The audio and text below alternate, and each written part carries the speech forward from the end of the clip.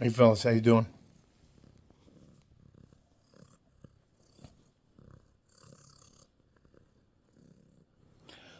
This I cannot. Cats have no. Anyways, all right.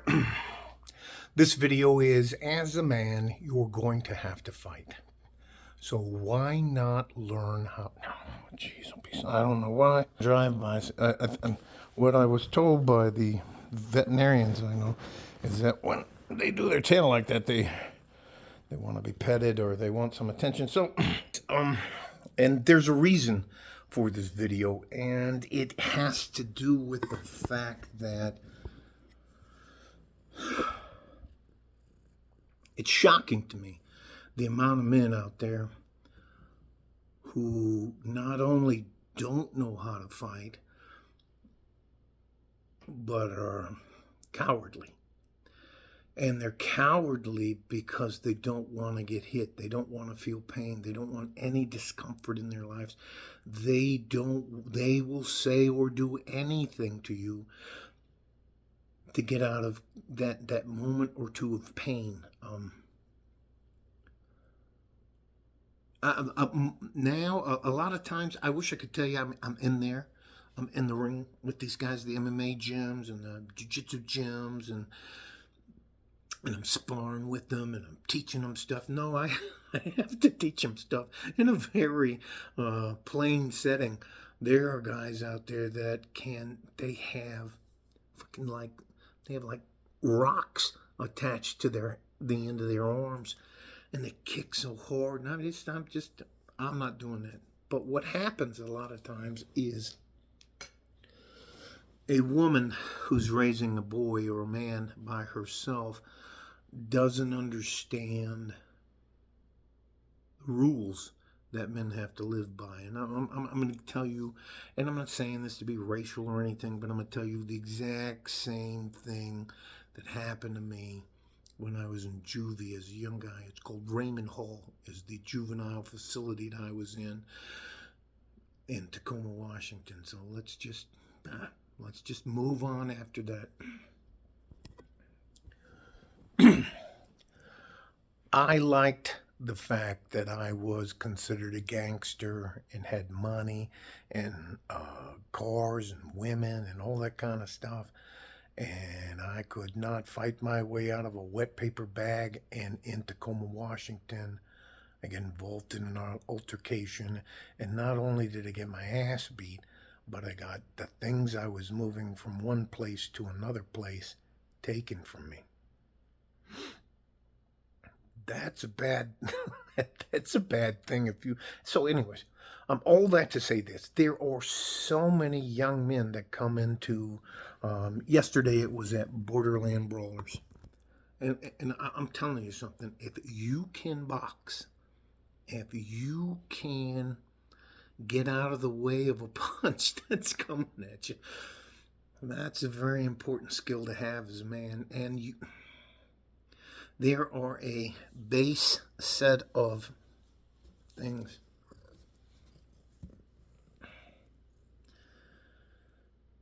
Yes. There's a base set of skills you have to have as a man before you can move on to the next step. So you'll hear a lot of times that there are levels to everything. For example, there's a TV show I like. It's called Reacher. If you think I could fight that guy straight up, you're out of your mind. And here's what they told me in jail. And there's like three guys. They, for some reason, have to fight with me. And it doesn't matter what I have to say, we have to fight. So, and this is exactly what they told me, and it stuck with me for the rest of my life. And it's going to be a little bit racial. And they were like, look, white boy, nobody's coming to fucking help you. You better fight. I can't even fucking that. I didn't even know how to throw. Anyway. So, in fighting, listen to me, fighting is a perishable skill. Fighting is a perishable skill. Using a knife, using a gun, using a rifle, knowing how to clear a room, knowing how to egress and ingress, knowing how. Anyways, let me just stop. There are so many young men I run into every week who don't even know how to make a fist. They'll put their thumb inside of that and think that that's okay. No, your thumb goes on the outside and it goes down here. And you only want to punch somebody with these two knuckles. And if you don't, you're going to get what's down here on these three. You're going to get what's called a boxer's fracture, which is these are phalanges. These are either metacarpals or carpals, and then the other ones are metacarpals. Anyway, it doesn't matter.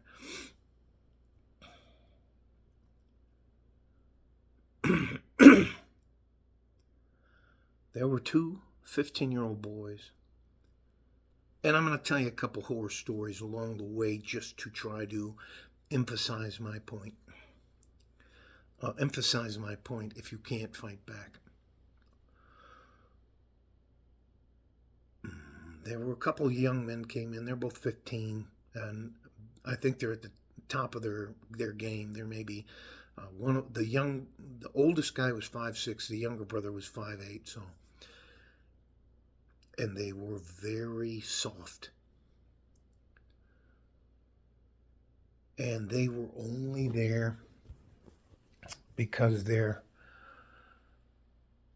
single mother was tired of them getting bullied and beat up and having their clothes and shoes and all that kind of shit taken. Listen, this analogy rings true for the rest of your life. A warrior dies one time. A gladiator dies one time. A man who's willing to fight and stand up for himself and the people he loves, you die one time. A coward dies at least a minimum amount of 1,000 times during your lifetime. And I've seen too many guys. Anyways, look. There is a dent in my forehead right here. I have a dent. Anyways, look, I know you guys may think I'm... I know a lot of you guys make comments about that I look like Brad Pitt, but no, I'm absolutely lying. And I'm getting off the subject.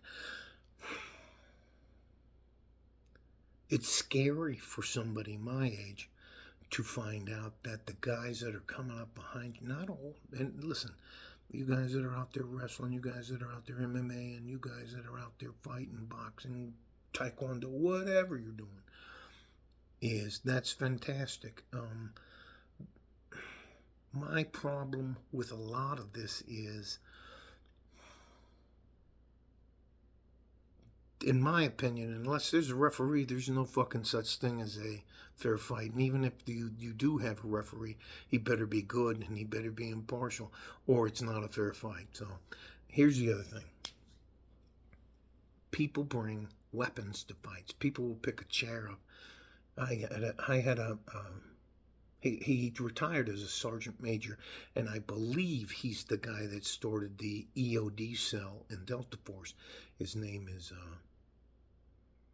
I believe it's either Richard Clements is his last name. He was one of my very first supervisors. He wasn't bigger than I can't even tell you. I tried to fight him one day because I was bigger than he was, physically bigger than he was, and I was like, he looks like a guy you would see on a beach in California surfing. But that motherfucker can scrap. I can't even fucking tell you. And he wore glasses. And so he's just busting my balls. And I was like, fuck that. Let's go outside. Let's go on the fucking, the bay is where, it's the point in between the day room where we kept our vehicles and where I lived in the back of the building and where they had the office space. And I was like, you know what, I've had enough of your shit. And I might have called him a little guy or something like that. And he did just like this. It's hard for me to forget. He was wearing glasses now. He's got a pair of glasses on, blonde hair, chiseled jaw, doesn't have a mushy face. Like, he doesn't have scars all over. He goes like this. He takes his glasses off, and he carefully folds them up, and he sets them down on his desk, and he goes, well, all right, let's go out there.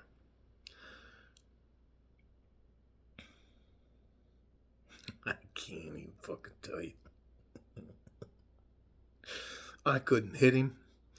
I couldn't poke him in the eye. I couldn't get a hold of him. It got to the point to where I was trying to bite him. And anyways. So, and all that back to my point. My point is that God bless you, ladies. God bless you, single moms. God bless all of you ladies out there who are making your way in the world by yourself for whatever reason it is. But if you have a boy in your life, and especially if you have a girl in your life, you and they must know how to fight. Especially if it's a boy. There are things that are expected out of you as a man. Protect. You'll hear about providing, and you'll hear about height and weight and the rest of that stuff, but I'm going to tell you this: protect. And the problem you're going to see it magnified a lot here in the near future, is that there are a lot of guys that's like, I'm not fucking risking my life for somebody. Anyways. I hope this makes sense.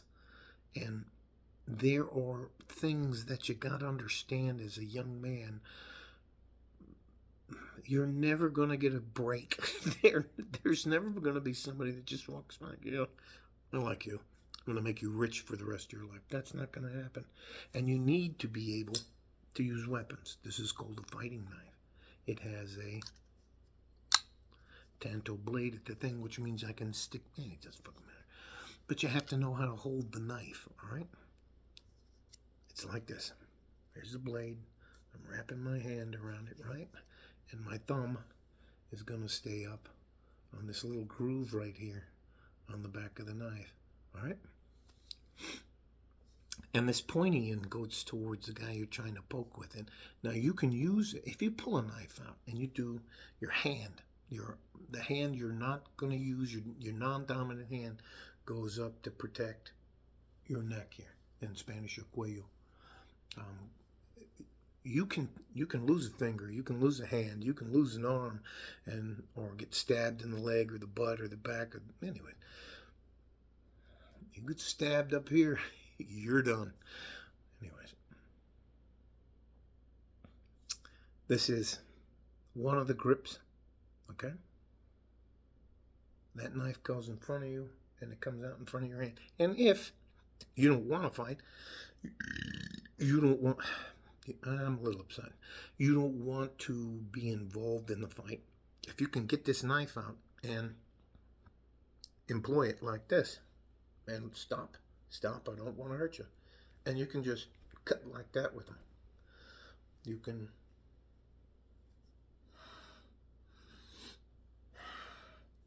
anyways, it's just basically everything is an S. If you think about a big S, it's like that.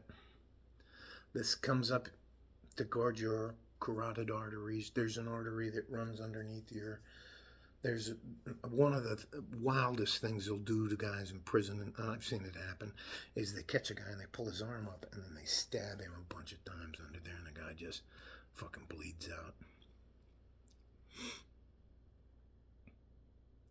The other way is, if the knife is going to be upside down, this is called the cap of the knife. So your thumb goes over the cap like this, okay?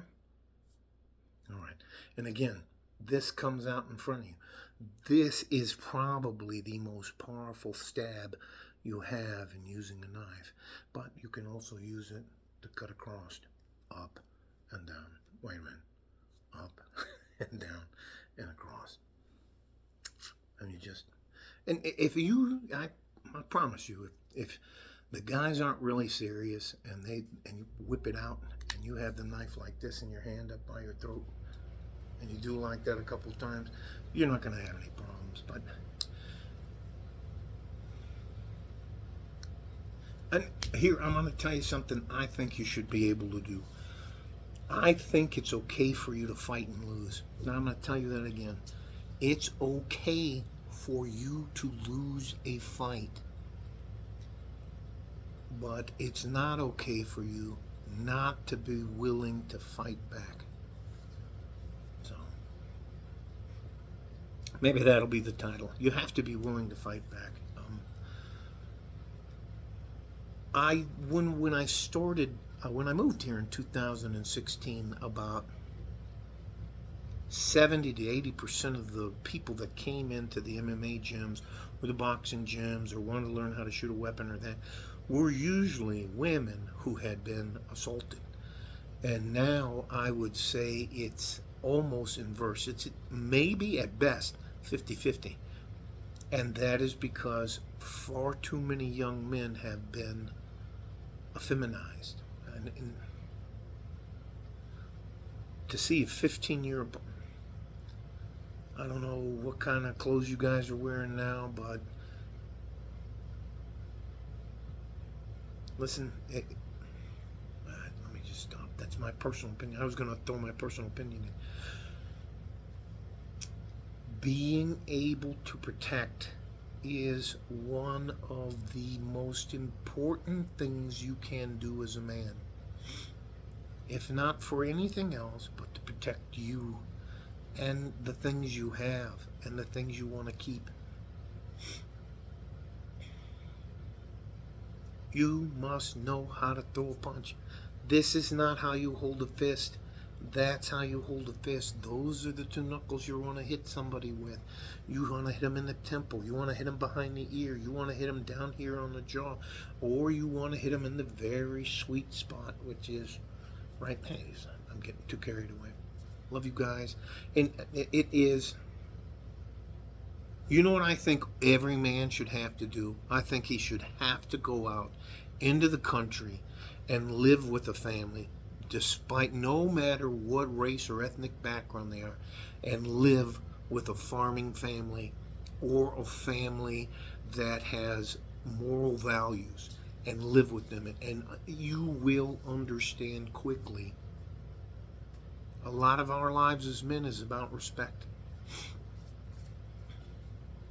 And the first thing you have to do is respect yourself.